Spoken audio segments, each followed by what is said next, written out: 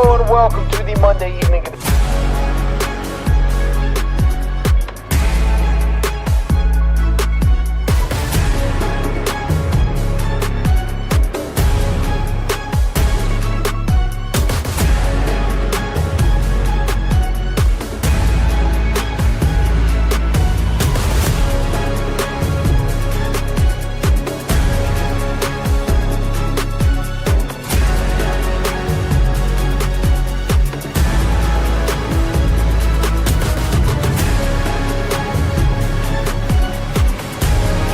Love ball like I do. After Dark's a must listen. That's where I go to get my hoops fixed. This is Field of 68 After Dark.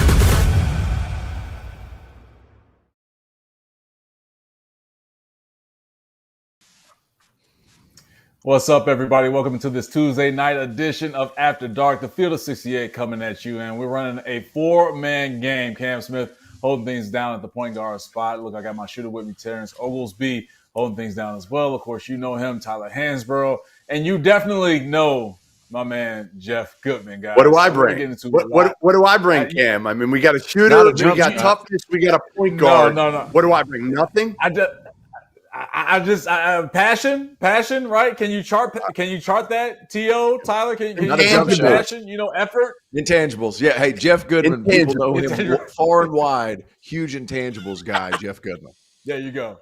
There you go, T.O. That's perfectly said, man. He's our team's Bobby Frazier. He's our team's Bobby Frazier. That's what Jeff does. Right. He does things you can't chart. Look, guys, we got a lot to get into, man. So many things to unpack, of course, with North Carolina and Florida. That's where we're going to start things. And, of course, we're going to get into conversations involving the Big East, some guys looking funny and some teams looking funny in the light there, but also with Tennessee and Auburn and just how strong that they've looked at this point in the season. So, again, sit with us. We're with you for the next hour. It might go a little bit longer because you know Jeff, how he gets down, man. He just goes on and goes off the rails on some things, but it's going to be a great conversation as it always is. So let's start it here, fellas.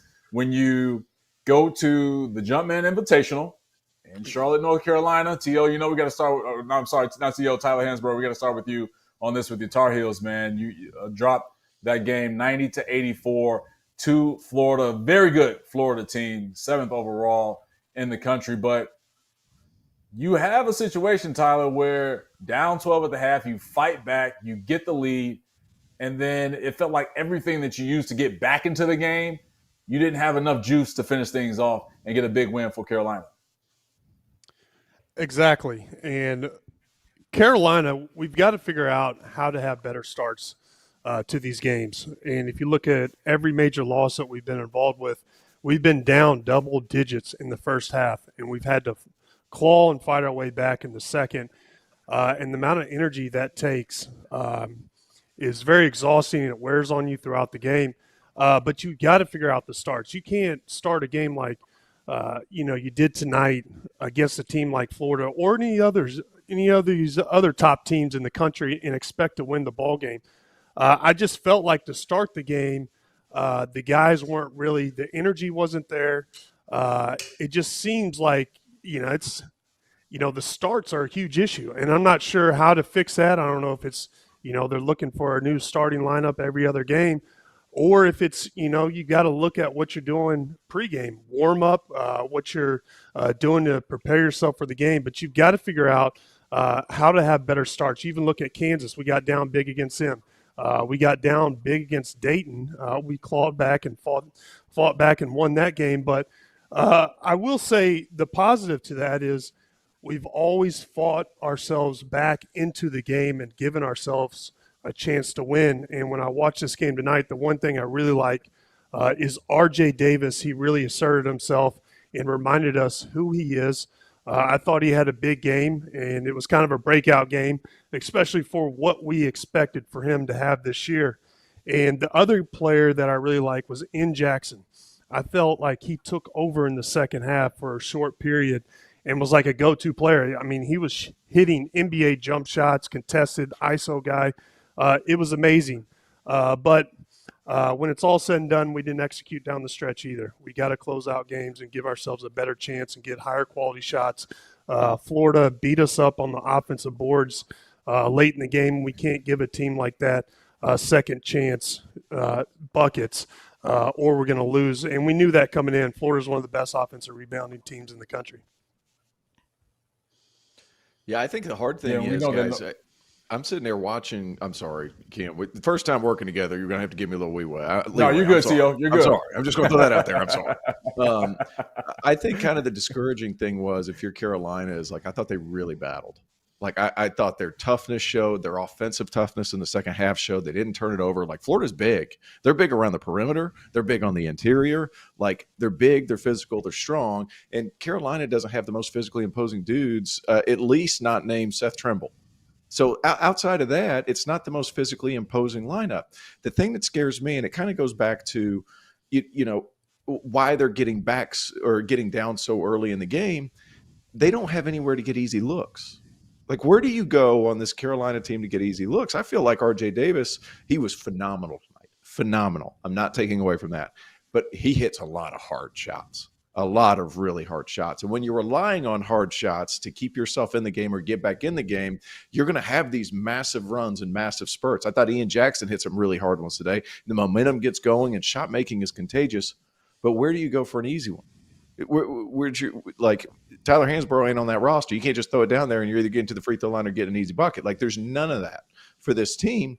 And I was a little disheartened, guys, because today was just a microcosm of what their season has been all year. If they play the SEC, it's been a struggle. But at the same time, you look at what they're able to do to battle, to scrap, to fight, to get close and put themselves in position to win. And at the very end of the game, what happens? They're just not big enough. They boxed out. They did all the right things, but they just didn't have the personnel to go up and get a couple of rebounds when they absolutely needed them. 2 offensive rebounds in the last minute and a half when they desperately needed them against Florida, or desperately needed it into possession against Florida. And Florida was just bigger and a little bit more athletic and a little bit stronger. And that's the thing that's a little bit disheartening for me, because you look at the guard talent on that roster, but the size just isn't there. They're fairly easy to game plan against. I mean, honestly, right? You got to get back in transition, and you don't give RJ anything. And you're really not worried about their bigs at all. Then Alan Lubin was good for about 3 minutes at the start of the second half. He was really good. He helped get him back in. And like Tyler said, like Ian Jackson, I mean, it was like a show for a couple minutes. It was like AAU ball. I remember seeing him a couple years ago in AAU, and that's what he can do. But that's not what Carolina needs as much as they need a big that can rebound, that's an enforcer. They need Tyler Hansbrough, or even the poorest of poor man's Tyler Hansbrough. They just need a beast in there, because if they get one rebound at the end of that game, they win that game. Look, Tyler, it sounds like you might have to pull back up to Chapel Hill, man, and go through some rebounding drills with that front court over at Carolina. But, I mean, it's one thing that you can't just miraculously do overnight, and that's grow and stack on 3 to 4 inches of your height. Like, that's not going to happen. So they have to find other ways of rebounding that basketball, and that's going to be the MO moving forward with North Carolina, no matter who they play. It doesn't matter if it's Florida, but especially if you get into ACC play, and we'll get into that conversation on the conference in a little bit. But the number one priority for opponents would be attack the glass, because they have some ineptitudes when it comes to blocking out, Tyler. So, I mean, when you have a team, and Jeff laid it out in terms of how to game plan against them, it's also this. I think that you can give RJ whatever he wants, but then not allow Elliot Cadeau or anybody else really to have these games. And that's the thing for me, looking at this Carolina team offensively, is like RJ can go off like he did tonight with those 29 points. And I know a lot of Carolina fans are like, thank you. This is the RJ Davis that we know and remember. Can you continue this on? And I believe that he wants to aim to do that. But it's the other guys around him that's a concern with this team, especially when Hubert is continuing to switch around this starting 5. You can't develop any continuity with that moving forward, Tyler. Yeah, and you know, the one thing I will say is you can't expect any player to hit shots like Ian did tonight. You can't rely on that. That's just exactly. You know, that's hero basketball. And a little bit to RJ, but Jeff brought up a good point. Is they're easy to game plan against. And what do you mean by that is, listen, RJ's really the only true shooter we have right now. Cade hasn't been hitting shots like we thought. Elliott, I mean, he's not really a shooter. And so you can't slow the ball down and play half-court basketball because they're just going to load up on RJ and everyone's going to load up in the paint and just there's no open shots. Guys can't get to the basket. They can't take people off the dribble because the defense is just sagging. But what it comes down to with this team is defense and energy. I think if they come out with a defensive mindset and they force the other team to turn over the ball, and that just plays into the pace that Carolina wants to play. That takes a half-court game out of it because when you force turnovers, it immediately leads you into the fast break, and you don't have to slow it down and let the defense set. So you can get some easier buckets, especially for guys like Elliott and other guys that aren't really good shooters right now. And once they get their confidence, then you can start moving it over and guys hit better shots, and there's a little bit more of a fluidity to the game, and we're shooting shots within the flow of the game. Sometimes when we get into these half-court games, especially Carolina, we're shooting awful shots. We're shooting contested NBA three-point shots with 2 or 3 seconds left on the shot clock just because we haven't gotten anything or any quality looks.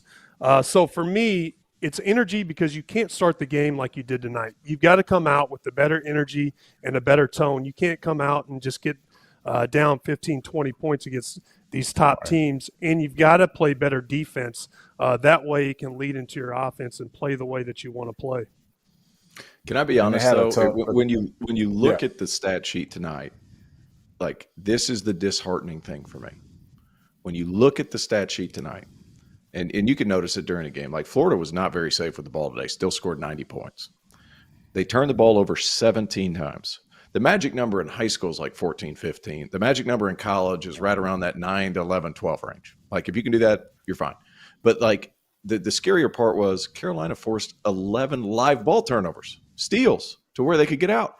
Guys, outside of like getting rebounds, I thought Carolina did all they could do.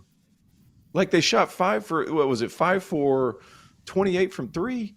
Why was that? They were all freaking contested. And that's why it's this loss. Except T.O. for the last one from RJ, where I forget who the defender was who slipped. And RJ, I think he was almost shocked how open he was for that last one. Right. Well, but I mean, like every one of them contested.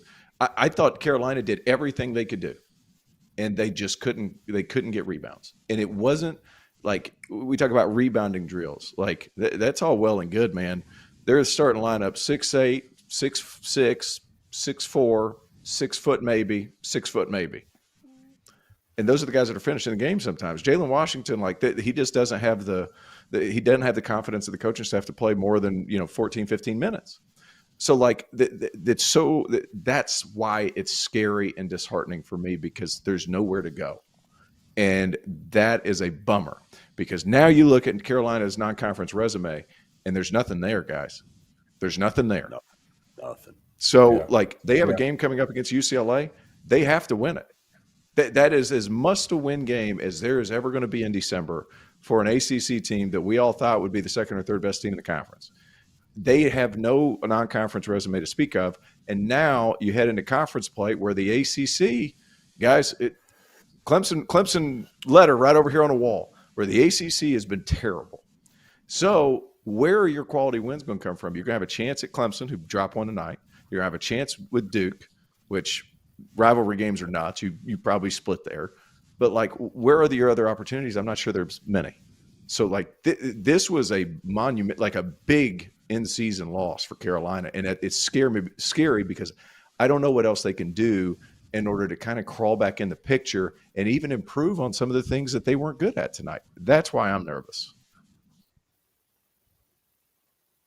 Yeah, I'm with you on that, T.O. I said this a couple of weeks ago about Carolina. Like I didn't see them beating a quality opponent moving forward for the rest of the season, let alone a team that's ranked. Like that's just to your point of, how do they help their schedule and their case for making the tournament, right? Unless they just go on a run during the ACC tournament and get that automatic berth there. But it's a scary situation for them moving forward. And I know we've laid on the point of Carolina, but we got to give more love to Florida and what they were able to do. I know they had their issues. Transparency, man. Like last thing before we get to Florida, like I was rooting for Carolina because Florida's going to be fine. They're going to have plenty of opportunities.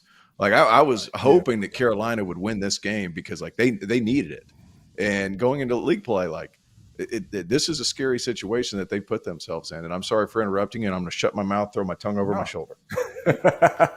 T.O., you're good, man. You're good, man. Like you said, it's first time working together, but I love it because that's what we do on After Dark. Like we just have open conversations. It's not like Q&A. Let's just talk and have fun. So let me just set that standard already for you, T.O., since it's the first time that you and I are working together on this one. So jump in, feel free. We're all good. But let's look at Florida, right? Hey, Cam, I got one question.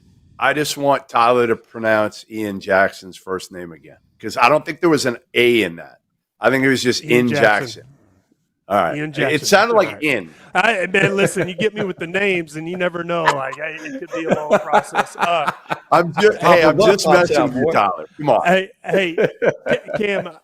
Listen, I will say though, talking about Carolina and their schedule, is they've played a very difficult schedule. Their strength of schedule is up there with anybody. Oh yeah. And you've got to respect that. And their one quality win against Dayton. Dayton's a very good team in my opinion. It's a quad one win. And tonight was important because in my eyes, I didn't want to go 0 for 3 against the SEC. And they've got a lot of hype, and I just felt like, listen, this might be a game we can get. Now I know Florida's a great team, but their strength of schedule hasn't been there right now. And, when I watched the Alabama game, I left just saying, listen, Alabama's a better team. The one thing that you can't do from this game is overreact because they're bigger, they're more athletic, and they're a better team right now. And, I just think that a majority of the times Alabama's going to beat us. And I felt like Florida, especially in Charlotte, we had a chance to get it. And I didn't want to go 0 for against SEC.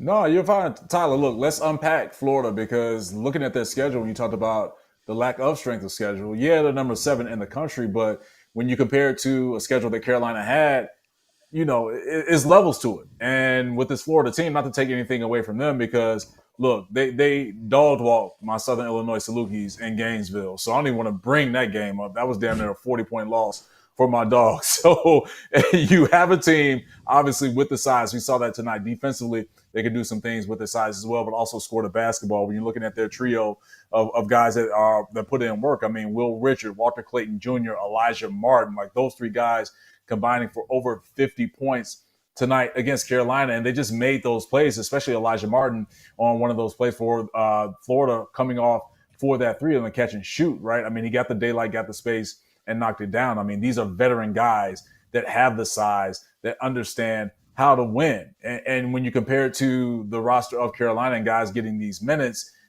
you can't really compare that with the experience that Florida is bringing to the court. So when you have those situations, Jeff, of a Florida team, and we saw how possibly we've seen some weaknesses in Florida's game, up big early, right? 12-point lead at halftime. Carolina opens up the second half with an 11-0 run. Are you concerned with Florida moving forward, especially with them playing, in my opinion, the best conference in the nation in the SEC? Because they got a couple of tough games against Kentucky and against Tennessee coming up soon. So I talked to the guards and Ty Golden after the game, and I think they loved how this game went. They loved the fact that they built that lead. And obviously they didn't love the turnovers and how it got to that point. But they loved the fact that they were in a game at the end and they grinded it out and they made plays when it mattered because they hadn't been in that game. They know everybody's, like they hadn't played the toughest schedule in the world and that this Carolina team isn't, what last year's team was. But ultimately, they wanted to kind of figure out, like, all right, how is this going to go in a nail biter in a game in which we got to make the tougher plays? And that's what they are, guys. Like, these guards are tough, physical. I love their backcourt, and I'm going to talk to 2 of the 3 of them here. You're going to hear from it in a second with Clayton and Elijah Martin. Will Richards is awesome. Here's what I'll say. You look at them, the eye test, you look at this Florida team, and you say to yourself, they have all the pieces. They fit together. They've got multiple guards who can make plays. They've got skilled bigs. They've got tough bigs who know their role. They've got enough depth. They've got experience. I don't know. I think this team has a chance. Now, their first 3 games in the SEC are brutal. I think if you look how they go to Rupp January 4th, and then Arkansas is in there. I forget, but they're 3 brutal games to start the SEC play. So it's going to be interesting if they go in undefeated, which they probably will.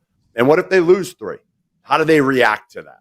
But I think they reacted well tonight at the end of the game, and that's important. All right, Jeff, you teased that interview that you had with a couple of guards from Florida. So let's get into that conversation with Walter Clayton Jr. and Alijah Martin, 2 of the guards of Florida that combined for 31 of the Gators' 90 points. All right, I'm here with 2/3 of my favorite backcourt in America. You gave me crap earlier. I never said you guys weren't the best backcourt in America. All right, Walter Clayton, Alijah Martin. You guys, Richard.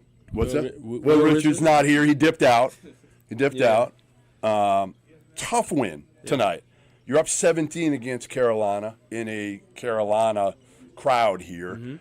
They fought back. They took the lead. You ended up getting it out and winning. What did this say about this team? You're new here with this team. What did this say about this group that you don't quite know yet can win a grinder like this? I was just telling Walt, like, we could do anything. You know what I'm saying? Like, I've been waiting to see what we do in the foxhole, and, like, coming out victorious the way we did it in front of 20,000 of their fans on the road, and to come in here and, like, do it that fashion, like, there's nothing we can't do. I love watching you guys because you're true guards. You're not point guards. You're not 2 guards. You guys can kind of do everything. What's it like? Again, obviously we don't have Will here too, but what's it like playing with these guys? Man, it's great. I was just telling Lodge, it's one of the few teams, man, where I feel like we just could pick each other up each night in and night out. You know, you never know who the great game gonna come from, and then if we all get going in, I feel like everybody in trouble. So it's just great to be on this team, and I'm glad we got that dub in that fashion. All right, listen, I'm not gonna lie. Last year was tough watching you at times. It was tough. You weren't yourself. I felt like you were out there coasting at times. Now I felt like you're free. Like, and that's no disrespect to last year's team or anything, but you just look different. Why? My coaches, my teammates, always like pouring into me. And no credit to my old school, old teammates or whatever. No discredit. But that's right. We were so guard heavy that, like, I didn't have to show up every game. You know, that team was just full of ballers, and you know what I'm saying. I just put a lot of work in. Let me just say, I just put a lot of work in this summer. So. All right, so you guys are undefeated, Walt. You're 7 in the country going into this game. You got a couple bye games coming up that I know you don't want to look past, but then you go to Rupp. You play Kentucky. You start an SEC schedule that, man, it might be the best league, not only in America right now. Like, this is one of the best leagues I've seen, maybe ever. Me covering this, and I'm old. You can tell by the gray hair. Nah, man, it's great. Like you said, SEC being one of the best leagues. So I think that was a great reason or a great chance for us to come in here and get the dub the way we did. It's going to be a lot of games we got to grind it out in SEC. And like you said, we can't look past some other games that we got to play. We're going to go in there, win those, get those done. But it's just great to come in here and get this experience, man. And I'm just ready to do it with these guys. Is this the best backcourt in America? Yes. Damn right. All right, hey, I ain't arguing right now. I ain't arguing. Listen, good to see you guys. Appreciate good you. luck, Yes, and happy holidays. Happy holidays. Come on, Jeff. Don't do that to yourself, man. Don't call yourself old. Say I'm seasoned. Don't say old, man. You call somebody old, they want to square up with you, man. Listen, I saw a 15-year-old Tyler Hansbrough. I'm old. I'm old now. Yeah, you are. Yes, you are. All right, T.O., before we got to that interview with Jeff and Walter Clayton Jr. and Alijah Martin, we were having a little bit of a discussion about Florida's schedule, right? I mean, 11-0, I would say that one of the truest challenges that I've seen was North Carolina tonight with this group, where they were really pushed to try and pull out this win. What do you think of this Florida team after their first 11 games, especially heading into SEC play? Jeff touched on this. Like, the first 3 games are bathed in SEC hell. You go to Kentucky, you have Tennessee back at home, and then you go on the road against Arkansas. Yeah, it's going to be brutal, but here's where I think they can have success even with that schedule. You look up and down their roster. I'm just a big fan of what Alex Condon's able to do. Understands his role. You guys alluded to it. Two massive dudes at the 4 and 5. Will Richard transfers over from Belmont. It took him a little bit to get comfortable. Dude's comfortable now. Dude's comfortable, and they're huge and just physically wide-bodied, long-armed guys. Walter Clayton's a bucket. We all know that. And Elijah Martin, even though he didn't shoot it great tonight, you could see he's starting to come into his own and get more comfortable. The reason I think this team can be better in SEC play and maybe squeak out, 1, 2 of those wins in that first 3-game stretch. They play Tennessee at home. That's going to be massive. Tennessee, Florida hate each other. That all being said, you have guards like that, as big and strong and old. They're not going to turn it over on the road as much. And they can really shoot it. And you have an end-of-clock guy in Walter Clayton Jr. who can just create a shot whenever he so pleases or so chooses. Like this Florida team, really, we talk about their schedule. They've played, Florida State, Wake Forest, Virginia, Arizona State, North Carolina. It ain't for the lack of trying to schedule well. It's just those other teams haven't lived up to their billing. But they can only play the teams that are in front of you at some point. And here they are, 11-0. Might as well have been a road game in Charlotte because that's very much Tar Heel country right there in the middle of Charlotte. I work at that building almost every day. It is Tar Heel country. It is so difficult to win basically in Tar Heel country. They come out because they're big, they're physical, they don't turn the ball over, and they freaking rebound the basketball. Big fan of Florida. I think they're going to be right up there towards the top of the SEC. But my God, boys, like the SEC this year, as good as it's going to be ever, and when you have veteran guards and a couple guards that can score on top of massive size, I mean, they're they surefire all layup line team because they look the part. Yeah, speaking of the SEC, let's go to one of their conference members in South Carolina getting a big win when you look at this situation for them. And Clemson, T.O., of course, I'm going to get your thoughts on this situation with your Tigers and what happened in that game tonight. But I'm sorry, Tyler, I'll start with you when it comes to Clemson and what we've seen from them, especially the past couple of games, right? I mean, I was last week with Jarrell McNeil and Randolph Childress. I had Clemson getting that win against Memphis. I didn't foresee Memphis pulling that thing out, especially the way that they did and how they controlled some parts of that game. But Tyler, what do you think on this Clemson team now with back-to-back losses? And as I mentioned at the start of the show, some teams are starting to look a little funny in the light. T.O., I'm going to get your thoughts on this, but Tyler, I'll start with you. Listen, Clemson's the second best team in the ACC behind Duke right now. And the ACC is down. But this was a rivalry game, and so anybody can beat anybody in these. Emotions are high, tough atmosphere. But the one thing I will say about Clemson is their late game situation in particular against Memphis, I really felt like that cost them the game.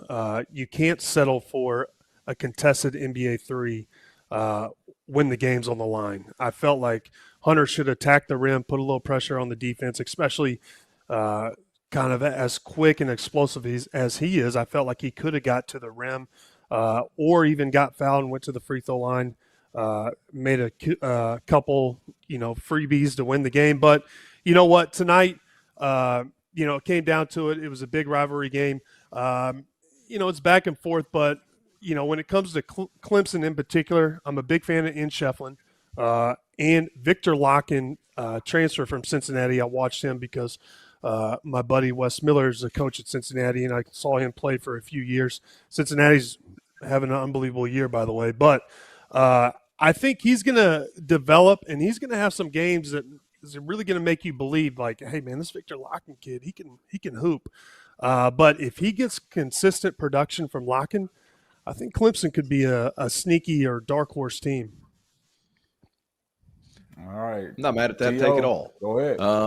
You go down to Columbia, nothing is easy. And you have two coaches, Midwest dudes, love defense, love slow play. Both teams incredibly physical. 44 fouls called.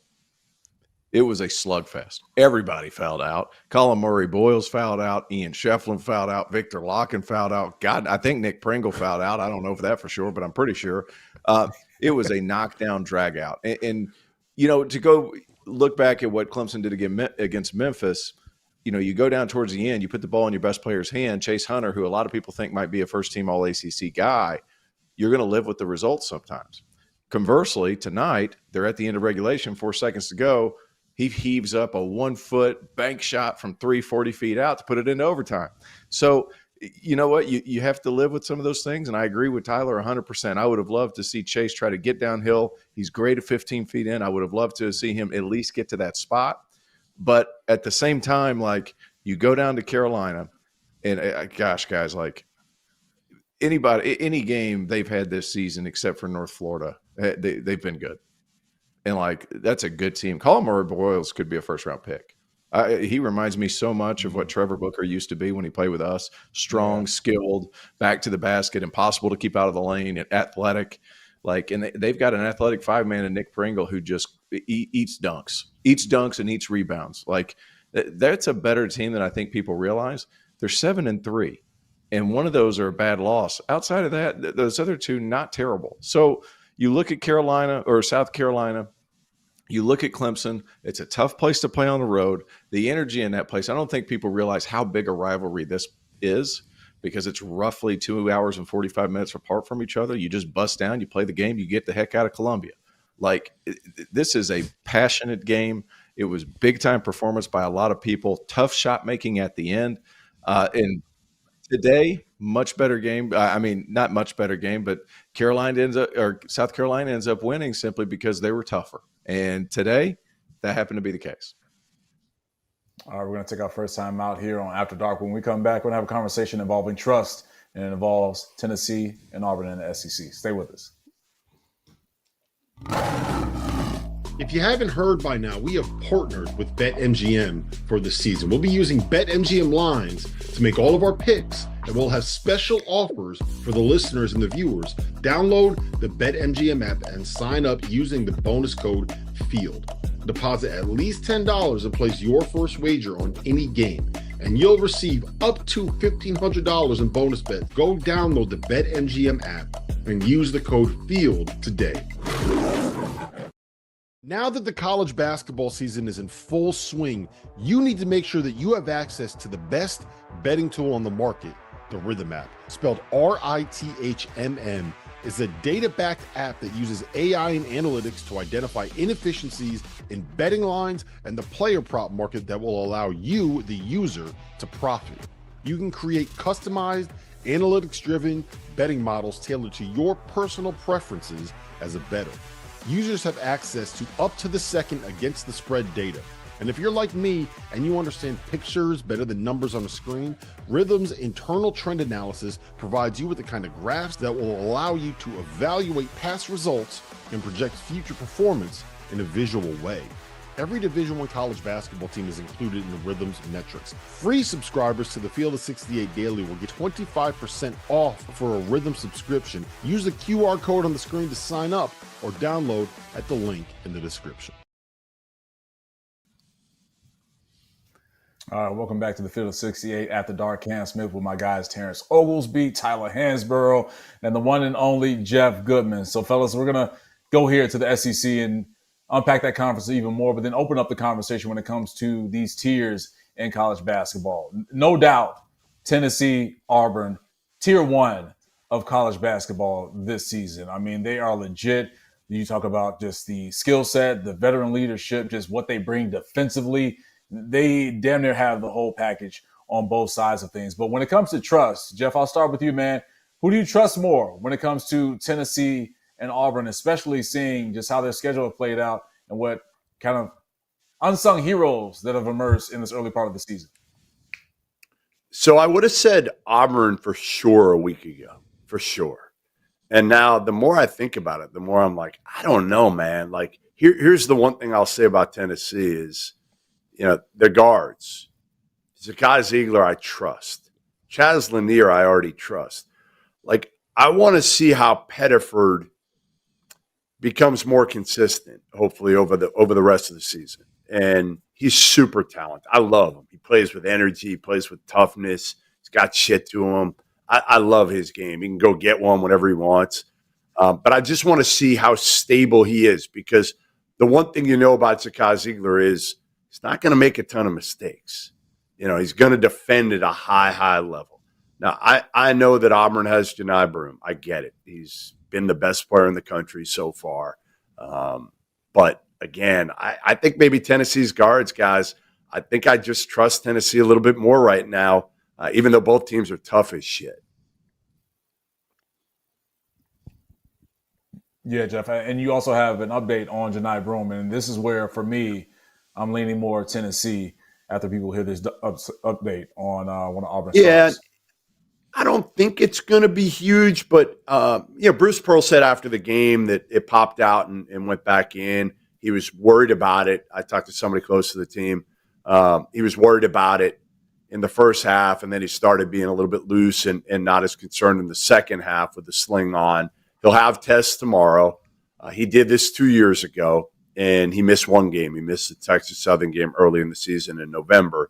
I wouldn't be surprised at all if he sits out the next couple games and he comes back for SEC play. They got Purdue next.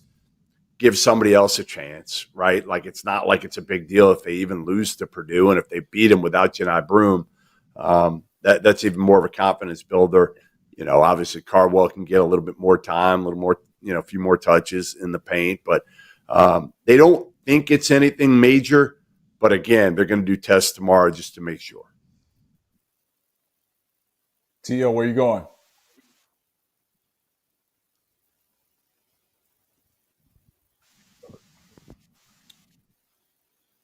Sorry about that, guys. It hits home. I'm going for Tennessee on this one, and the reason being is because it looks like it hurts to play the Vols. Like, they go up to Illinois, everybody fouls out, every cut is bumped, every rebound there's a box out. Like, every single freaking possession when you play against Tennessee, it's going to hurt whenever you have possession of the basketball.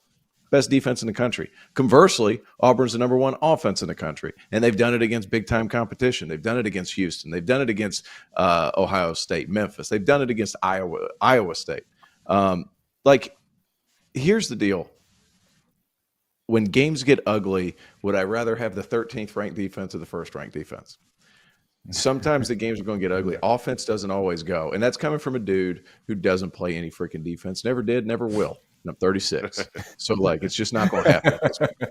So you look at teams that play defense travels all the time. And I was just so impressed with the win. And I'm not saying Auburn's not been historically great, historically dominant over the first 2 months of this season, because they certainly have.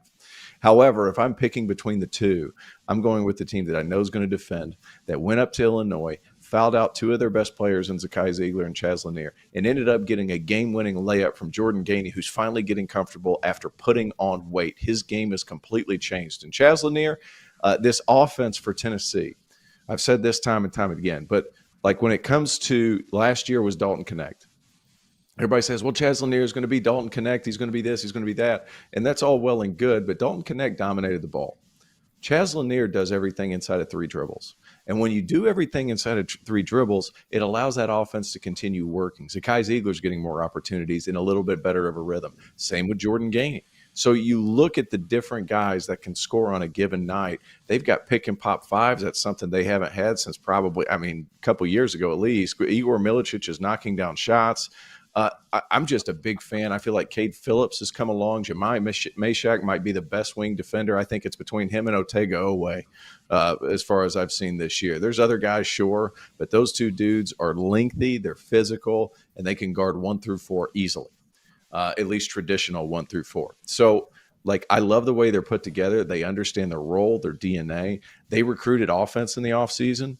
And they made them play defense by proxy, just by playing for Rick Barnes. So if I had to pick one out of the two, I'm still picking Tennessee. Love Auburn, but the consistency in what they do, I'm going Tennessee. Tyler, I would be shocked. For a dude that was known to just snatch chains and punk people when he was in that Tar Heel uniform that you would go Auburn instead of Tennessee. Am I wrong on this, or are you going with the Auburn Tigers? Buckle up. I'm going Auburn. And listen, wow. Okay. All right. I like Tennessee. I think winning ugly wins in the tournament. But you know what? I think Auburn has the best player in the country right now, Johni Broome. I know he's banged up. I'll still take a banged up Johni Broome any day. And there's another player on Auburn that I really like, and it's Cardwell. And he is a beast in the block. I mean, he grabs everything, he dunks it, and he is a massive post presence. I mean, he is a big dude. And when you have guys like him who have size and dominate the paint, I think there's a lot more value to that than just having, a lot of good team defense. I think Auburn, if they get it clicking and they get it rolling, I just think their ceiling is much higher than Tennessee. And Tennessee's playing very good right now. I just think that Auburn has more talent and their ceiling is a little bit higher than Tennessee. And, I've always kind of questioned whether Tennessee is going to be able to score when they need to, just because they're so defensive oriented right now. All right, man. Those two meet for the first time in SEC play on January 25th. I'll be going down at Auburn, so that for sure will be must-see TV. Jeff, when you open up this conversation nationally, when you look at possibly other teams that can fit into that Tier 1 conversation with Tennessee or Auburn, are there any other teams that can be Tier 1, or is it just a drop-off after Tennessee and Auburn? No. I think there's multiple teams that are in that discussion. And maybe they haven't played quite as well so far this season, but you're not counting teams out, in December, whatever, 17th at this point. Right. I think Alabama's got a long way to grow. And obviously they're just getting Chris Youngblood back, and they need some of that toughness, that grit, that shit to them that, maybe they don't have yet. I think Duke certainly is there. How can you not book this Duke team in that equation? And Iowa State, man, don't sleep on them. Don't sleep on them because they're better than they were last year, and they were pretty damn good a year ago. Taman Lipsey is just kind of that quiet assassin, great leader, great defender, doesn't try to do too much, and Joshua Jefferson gives them a different type of offensive player than they've had, a versatile forward who just can do a little bit of everything. And Keyshawn Gilbert's taking his game to a new level. So I think those five, I'm trying to think if I've forgotten anybody, guys, but those five were probably Iowa State in there too. Those five. Am I crazy? So we're not giving Florida the benefit of the doubt after today. Not quite there yet. No. Not quite there yet. They're close. I want to see them again in those early SEC games and see how they react. But I love them. They haven't done it yet. Like Iowa State did it last year as a group. And again, I think they got better. Duke, you can see it, right? Alabama, they were a Final Four team with Mark Sears. They're more talented this year. And again, Auburn and Tennessee have already kind of proven it. Got to throw Duke in there. I think Duke's not the best team in the country this year. They're going to be in mid-February. I talked to a couple of people in the NBA. Most notably, I talked to Del Curry about it. He's like, man, I was curious, so I watched Cooper Flagg. And he doesn't watch a ton of college hoops, but he was like, man, he's going to be so much better in the NBA when there's more space. Those Duke dudes are just fumbling all over each other, just getting in his way. And part of that is, they are young and they're not NBA talent. But at the same time, there's a lot of really, really good talent, 3 potential lottery picks on the roster. They're going to figure that out. It's just hard to figure that out in November, December when you're so young by and large. So February, I feel like Duke's going to be that team. Iowa State, what they've been able to do, only one loss to Auburn down in Maui. Not mad at that at all. Those dudes will defend. We know how good Otts has been over the past couple of years. I'm curious, Alabama, it's kind of wait and see. How are they going to mesh? Are we willing to throw Kentucky in the mix? Because I feel like there's no weaknesses with that roster outside of not having a surefire NBA draft pick. They have 3 or 4 guys that have potential. to be NBA players, but maybe not draft picks. They have some guys that could be draft picks, but as far as surefire NBA guys, people you look at right away and you're like, man, that guy's a pro. I don't know that they have that like Auburn has with Johni Broome or you know what I mean? Or like Duke has with Cooper Flagg, Conkin-Nipple, those guys. But are we willing to throw them in? Because the makeup of their roster and how they fit each other, I'm almost willing to do it, Jeff, especially the way that Lamont Butler's playing. Dude went 10 for 10, 33 points, and just kind of sneezed and was great. Like I'm getting really close to putting Kentucky in that tier as well. And we just mentioned 4 or 5 SEC teams as part of that top tier. That league is scary. Yeah. Best league in the country for me. Tyler, is there another team for you that we haven't named? I don't think it's just for you. I think it's for everybody. Top 5. Okay, I don't want to assume. I don't want to assume, T.O. So I give people the benefit of the doubt sometimes. But there he is. I mean, SEC best conference in the country. But Tyler, is there another team that could possibly be in that top tier? You heard T.O. talk about Kentucky. Is Marquette possibly a team? Maybe if we get towards February, could they be a team that's in the top tier with the other ones that we named? No, there's a Big East school that I would throw in there, and it's not going to be, a lot of people aren't going to like this take, but UConn's in there. What they did to Gonzaga, and listen, if you take out Jeff. what happened at to Jeff. Hawaii, Jeff's about to get started, Tyler. Jeff's about to get started.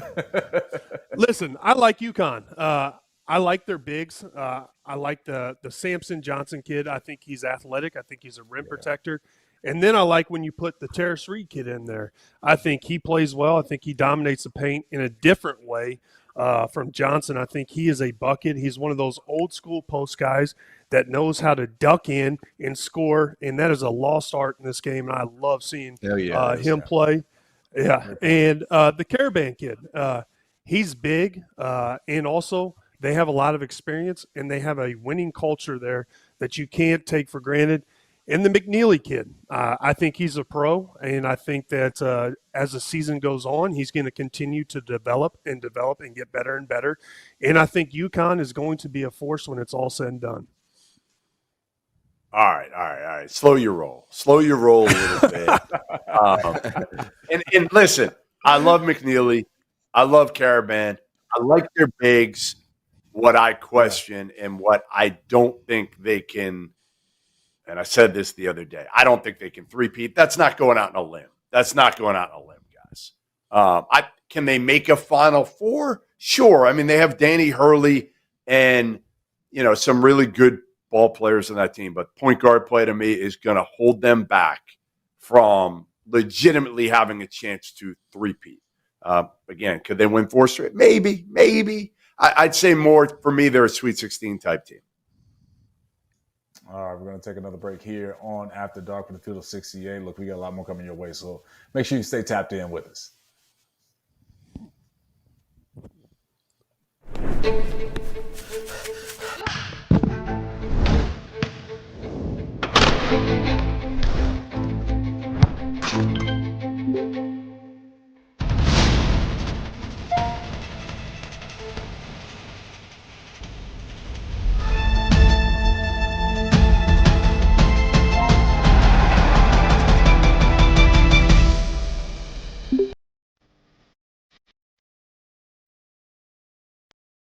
Now that college basketball season is back in full swing, I need to remind you guys about our partners over at Autograph, where the real college hoops fans reside. The Autograph app curates all of the best content for every sports fan and every sports fan's favorite team. Podcasts, blogs, analysis. It's all there without the nonsense from the talking heads that don't actually watch the games. And there's a bonus. Consuming content on the Autograph app earns you coins that can be redeemed for rewards for things like no-fee tickets or signed jerseys from your favorite players. There are a couple new features in the app that I need to let you guys know about as well. Autograph Replay gives you a quick-hitting summary of the previous day's news so you can keep track of all the important things going on with your favorite teams. And Autograph Rooms allows you to chat in real time with the true voices of fandom within your team's community. So go to the link in the description or scan that QR code on your screen and download the Autograph app.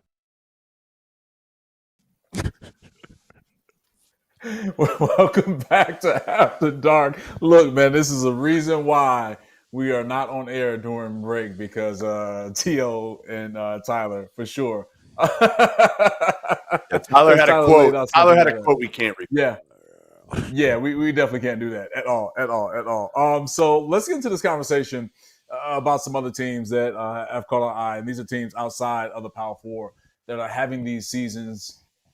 Some expected, some not expected, right? I mean, Memphis is going to throw that team into the category. I mentioned them about how I didn't think they were going to go to Clemson and get that win. They pulled it out. So Penny Hardaway having a better season than expected by some when it comes to this Tigers group. But then also, I got to give some love to my Missouri Valley Conference squads and the Drake Bulldogs. So, Jeff, you know about Drake. Obviously, you spent some time with their players and just this fun story that is Drake because they came off a 3-point win against Kansas State in overtime, and Kansas State fans, we're not letting you off the hook. We're going to talk about that team a little bit. But, Drake, go ahead, or Jeff, go ahead and shower the MVC with some nice love, man, so I can feel good after I talked about the Salukis almost losing by 40 to Florida earlier this year. Bennett starts. Know the name. He hit the game winner tonight against Kansas State, and he is one of the top point guards in the country. And he was one of 4 guys that new Drake head coach Ben McCullum took over with him from Northwest Missouri State, a D2 school. His top 4 players on this team are all D2 guys. It's amazing. They're picked like in the middle of the Missouri Valley. Nobody knew who these guys were. Again, I saw them in Charleston, spent some time with them, did something on them the other night, last night for Field of 68. And they are a fun group. They are a chip on their shoulder group. But, you know, what I love about them is they play the game the right way. Like Sturts is just, man, he is unflappable. He makes people better. Not a great shooter, but as shown by tonight, he makes the big shot if he needs to. He gets to the basket. He just is unbelievable court vision. And kid Mitch Muscari, who tonight was 8 for 10 from 3. He had 25 points. He was done, guys. He was done. He had a job in finance. And Ben calls him when he gets the Drake job, and he's like, hey, what do you think? He had just taken a job like 2 weeks ago. You want to come play another year in D1? And the kid's like, yeah, sure, why not? So he put his financial career on hold here, and it's probably going to help him out financially a little bit as long as they step up the NIL on the Drake front right now, which they should because they're undefeated, and they're the best true mid-major in the country right now. Hey, let's say this too. Go to Drake's games. There's nothing else to do in Des Moines, Iowa. Des Moines, Iowa is a bore hole. Look, if you can do anything, go watch Drake because Des Moines sucks. If that you Hey, go to Drake, hey, go what watch is that? those games. Easy, The T.O. entire Easy, state of T.O. Iowa is horrible. The only good thing about Iowa is you can see to freaking Nebraska. That's it. That's Next it. thing you know, That hey, state Tyler, is- next thing you know, he's going to be hammering Poplar Bluff. I would never. Look. Never. Look, Jeff, I will say this, man. My 4 years at SIU and going to Des Moines to play against Drake, we were looking forward to getting the hell out of there and get back to. And there's nothing much more. There's nothing else to do in Carbondale either. Not to say that Carbondale is better than Des Moines, but like it's a different place. It's a different place. I'm gonna tell you guys, it was so cold when I lived in Iowa. I was playing for the Iowa Rangers. It was so cold. I took my dog out. She's like, "Nah, I'm good." She's like, "I'm just not going to use that." She's like, "I'm just not going to. To hell with it." You know what I mean? But here's the cool thing. As you watch Drake, and I had the opportunity to sit beside Jeff and watch Drake down in Charleston. Like, if you didn't already know, and a lot of people in coaching circles and people who really keep up with the sport, Ben McCullum is a freaking dude, and all he does is win. And watching him operate with this bunch of old dude games that he has on his roster, it's just a bunch of old, you know, those guys at the Y that you go and play with, and you're like ball fakes for days, not that fast, uses angles, shot fakes, and gets a foul and calls every foul. He's got 4 of them in his starting lineup. And Cam Manyow, he's a transfer from Wyoming. He had a really good freshman year in a Mountain West last year, and a really good Mountain West. That dude blocks almost everything, and he is kind of like the antithesis of what the rest of those other 4 guys are. Like, he blocks shots, he rebounds, he dunks. Then you have all these other guys that are just creators. And when you know your roster and your players so well, Ben McCullum is so good with the pen that he can just put them in position to score and score and score. I sat and watched him run the same play 4 times in a row against Miami and ended up in 4 buckets in 3 different ways. 2 lobs and ended up in 2 threes in different spots. Like it's ridiculous. He figures these guys out and where their tendencies are. Ben McCollum, like he's got them 10-0.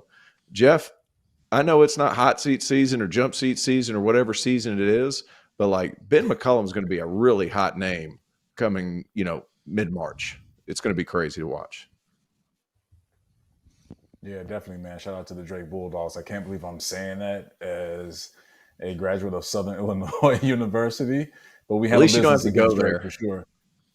Look, Tyler, I'm feeling a certain way with T.O. right now talking about the Midwest, man. I'm taking it personally. We're 2 Midwest kids, Tyler. We can't allow T.O. to do this, man. T.O., what's up? I love the Midwest. I just hate Iowa. Hey, we'll take T.O. and Poplar Bluff. But there we go. Hey, Jeff, I've got actually 2 questions for Jeff, and this deals with Kansas State. The money that they spent on their NIL and their roster, it hasn't panned out the way they wanted to. And this leads to my second question. Too many coaches in college basketball right now are blaming not having the NIL money for losses or not having the season that they want. Do you think this could be a good example to those coaches that say, hey, listen, even if you did have the NIL money that you want, sometimes it just doesn't work out the way you want it? And also, will we finally stop paying players that haven't produced and are kind of a little bit unproven? All right, so that's a triple barrel question from Tyler, so we know. So you're taught only to ask one question, Tyler. You've now hit me with 3. I'm old. There's no way I can remember all 3 of them. All right, so you're going to seasoned, Jeff. You're seasoned, man. Stop calling yourself. I started to write them down. As Tyler said, I started to write them down so I could remember. All right, so one of them is, yes, I think now coaches are looking at this and saying Kansas State, Arkansas, Indiana, 3 schools have spent a ton of money that it really you haven't gotten your return on investment. You don't need necessarily $5 million.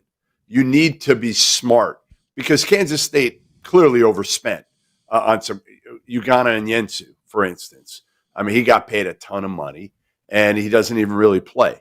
I know people will slander Coleman Hawkins. That's my guy, so I'm not going to really allow that. But yeah, he should be doing more. He should be doing more than he's done, and winning is ultimately the biggest thing. So I think the biggest key is evaluating these guys and the fit with your team as well. So many teams overpaid for bigs, right? They did. I mean, I was watching Carolina tonight, and Carolina struck out in some guys, right? They struck out on Big Cliff. Yeah. Well, they underpaid because they weren't going to overpay for Big Cliff, and then they missed out on Jonas Adu. And then you're at Van Allen Lubin, who they didn't underpay for him, trust me. But that's who they ended up with. So I think a lot of it is just getting the right guys that fit, like Elijah Martin. I mean, talk about the fit for Florida and getting a guy like that. I mean, like I could have told you, and a bunch of coaches called me on him, and I was like, man, this dude's all about winning. He's just in the wrong situation last year with a bunch of guys that, frankly, a lot came to him quick at FAU, and they didn't know how to handle it. And it was Nellie Davis's show, so I think a lot of other guys didn't know how to deal with that. But, yeah, Tyler, I think, listen, you hope there's a market correct here a little bit, but you're looking at it and you're saying, A.J. DeBonsa, the number 1 player in the country, arguably, I think Darren Peterson's in that equation, and so is Boozer, probably is going to get $5 million plus, $6 million, $7 million at the end of the day to go to BYU. He has done 0. He is talented as hell. He is super talented. He could be the number 1 overall pick, but that is a ton of money to give to a kid who has not played 1 game in college. I'd much rather give it to a proven guy that has produced at the college level, because I don't know, number 1, if AJ is going to do it in college, despite his oozing of talent. And then it's, do you have enough money to surround him with the right players that they can win? Or it's, at Rutgers. yeah. Correct. Exactly. Right. Rutgers is two great players, talented, and they don't have enough around those guys that they're probably going to be an NIT team. Here's the thing that bothers me a little bit. It's the guys that, like Tyler referenced, they haven't proven anything. Like they haven't won big games. They haven't been a part of big wins, and they're getting paid massive amounts of dollars. And that's why I'm not taking away from those guys getting paid, because good for them. I'm never going to look at another man's pockets. However, what I am intrigued by is like how good some of the guys have been in other situations, not Kansas State, but like Kentucky. Mark Pope knocked it out of the park. I thought Pat Kelsey, before all these injuries, I thought he knocked it out of the park. You look at all these different guys, it's such a puzzle piece thing. And I loved what you said. I feel like there's been some that have spent inordinate amounts of money on the best talent they could grab, and they're just like, well, we'll figure it out when we get here, as opposed to I guess a little, not pre-planning is not the right word, but looking forward into being like, well, this guy fits with this guy because of this, or I could use this guy in this system here because of this. Like that's where it gets so tricky in the transfer portal when you're looking at how much money you're going to pay each person. Like that's where it gets tricky. But you look at some of these rosters that have done well, a lot of these guys are coming from places where they've already won. That's number one. And they were significant contributors. So that's where the difference is. Like Coleman Hawkins was great in spurts for Illinois. What's the kid's name from Kentucky? Help me out with the pronunciation. You got and Yensu. Yeah, I mean, what did he ever do? Nothing. He did. So like that's kind of where I'm at with this. So like you have to find guys that fit your system and what you want to do, and you can't overpay, because like this NIL stuff, like they're finding ways to get these tax write-offs. They're not all tax write-offs. Like there's ways around it. Of course, there's ways around everything. But like at the same time, like that money's not just coming forever. Guys are going to get pissed paying $750,000 for a dude averaging 2 points. And they don't know these guys like they knew Carolina, Florida recruited Tyler for 3 years. They knew you. Mm-hmm. They knew your parents. Weeks. They knew your brother. Yeah, they knew everything about you.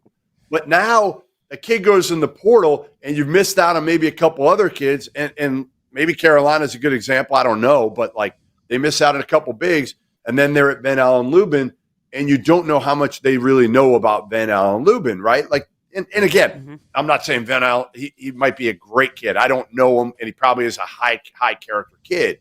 But I'm just using him as an example of if you strike out on a couple guys, you're scrambling, you haven't done your due diligence, you might make a call to another staff member on that team. But a lot of those guys, too, if you don't know them well, they're not going to tell you the truth on everything. They're not going to tell you that if a kid is a turd, that he's actually a turd. Yeah. And then another thing, too, is like a lot of those kids that you're kind of recruiting on the second time, sometimes you're not recruiting them on the second time because they weren't even on your radar, because a lot of times, they're Big West, or they're going, no shot at the Missouri Valley, but you get what I'm saying here, Cam. Like Missouri Valley kids, you're not doubling down. Like the SEC schools aren't looking at that kid, and he might be playing on an off-circuit team. And then he goes there and he's terrific. So they have no background information. Sometimes when they go from Power 5 to Power 5, and I call it Power 5 because Big East is part of this Power Conference thing. Power 5 to Power 5, there's a little bit more familiarity. But at the same time, like they're scratching and clawing, trying to get the best players, and there's not enough homework being done sometimes. Yeah, it'll be interesting to see how things are handled moving forward. I think a good point, too, and AJ DeBonza is a good example of this, Jeff, and you bringing it up about potentially what he could get with BYU. You got to find some other pieces to surround him with. And if he's taking up a big piece of that pie, well, AJ DeBonza is not going to look like AJ DeBonza with other guys around him that won't be able to support his talent. So it'll be interesting with that moving forward, and a lot of other guys to see how things are being handled next season with the NIL and how that pie is being distributed. All right, now we're going to finish up tonight's episode of After Dark with our toast of the night. You know how we get down on the field of 68. So, Tyler, go ahead and start us off, my man. Who gets the toast of the night for you? It's my second half Tar Heels, and in particular, I'm going RJ Davis. He showed us who he was tonight, and I enjoyed seeing. Hopefully I see more of it this year. I'm so confused. All right, Tyler, you're all about winning. You're all about winning. More than anything in the world, you hate losing and you love winners. RJ Davis did not win tonight. How can you pick him as toast of the night? I didn't like it. I didn't like my pick, to be honest with you, Jeff. And you make a great point. But you controlled your pick. Listen, I did. I thought about this. I just like the way R.J. Davis. I mean, it was good to see his energy. It's good to see that again. Maybe he'll continue that. All right, we'll keep our eyes on that one. All right, T.O., what you got?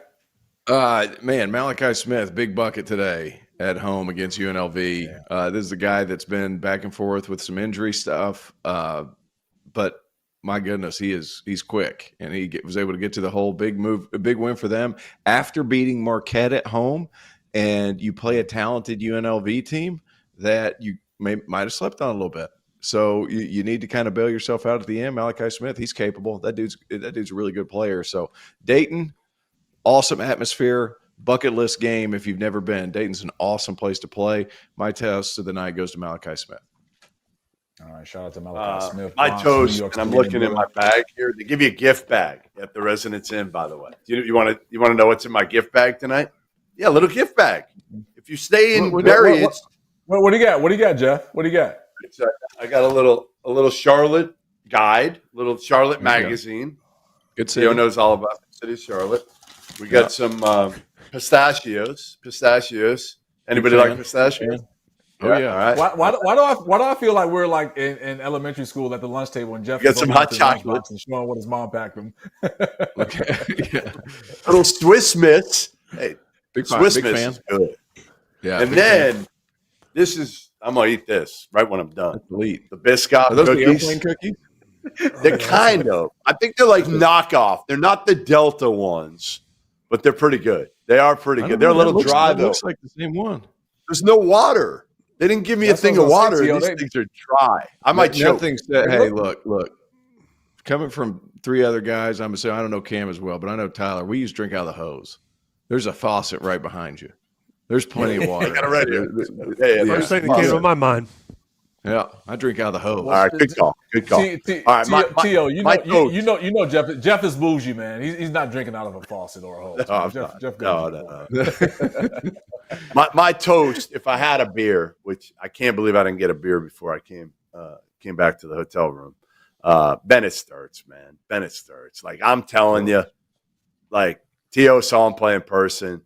Like that kid is just a blast to watch. He could play anywhere in the country, anywhere, and he's a winner, man.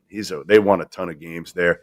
I'll say this: he's a junior this year, which means he's got some eligibility left. Man, if I'm every high major in the country, and I hate to do this to to Drake, poor Drake fans, and I'm doing this, but man, hey, don't worry. He's just going to follow Ben McCullum wherever the hell he goes. Right. Probably true. True. But I'll tell you this, that kid is friggin' fantastic to watch play basketball. I did not think that someone was going to go with the Drake wave with the toast of the night. That's exactly where I was going, Jeff, with Drake. And obviously I laid out how I'm a Southern Illinois Saluki, but I'm giving love to Drake and how they're really putting on for the Missouri Valley, a team that a lot of people preseason-wise didn't expect this from Drake, especially let alone in the conference alone. So for them to be undefeated at this point, Ben McCullum, hell of a coach. So that's my toast of the night for the Drake Bulldogs. Keep doing what you're doing because you're making yourself in the program look great. So there it is. All right, the only thing to do in Iowa, man. The only thing to do in Iowa, Drake Bulldogs. I'm gonna turn the faucet on over here. Hurry up, Jeff. Please don't die on After Dark, man, by not drinking water. Look at that, T.O. There we go. T.O. Tyler, look at that. Out the faucet. Jeff Goodman, not bougie. That's what I'm talking about. His elbows dirty. See? You guys not. Come on. I bring something to the show. I mean, we got the point guard, the tough dude, the shooter. I drink out of the faucet. Come on. That's right. You will never find another show that will end things like that. All right, for my guy, there's Oglesby, Jeff Goodman, and Tyler Hansbrough. I'm Cam Smith. We appreciate everybody for tapping in with us. This is Field of 68 After Dark. See you tomorrow.